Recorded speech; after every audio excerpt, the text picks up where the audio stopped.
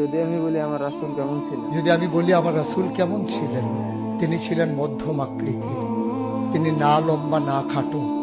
তিনি কখনো বা যখন হাজারো মানুষের সামনে দাঁড়াতেন, বিদায় হজের সময়ে 1,40,000 সাহাবা যখন ময়দানে, তিনি যখন আস্তে করে উঠে দাঁড়ালেন, ওনার চাইতে অনেক লম্বা লম্বা মানুষ থাকার পরেও অবাক বিস্ময়ে সবাই তাকিয়ে দেখলো, সবার উপর দিয়ে যে মানুষটির মাথা মুবারক দেখা যায়, তিনি নবী মুহাম্মদুর রাসূলুল্লাহ সাল্লাল্লাহু আলাইহি ওয়াসাল্লাম। তিনি মধ্যমাকৃতির হওয়ার পরে সবার উপরে তার শির, সবার উপরে তার মাথা। সবাই অবাক বিস্ময়ে তাকিয়ে দেখলেন তার চুলগুলো হালকা হালকা কোঁকড়ানো। তিনি কখনো বা যখন চুলের ভিতরে তৈল দিয়ে আছড়াতেন, অবাক বিস্ময়ে মানুষ তাকিয়ে দেখতেন, মনে হতো চুলের মাঝে যেন মৃদুমন্দ ঢেউ দেখা যায়।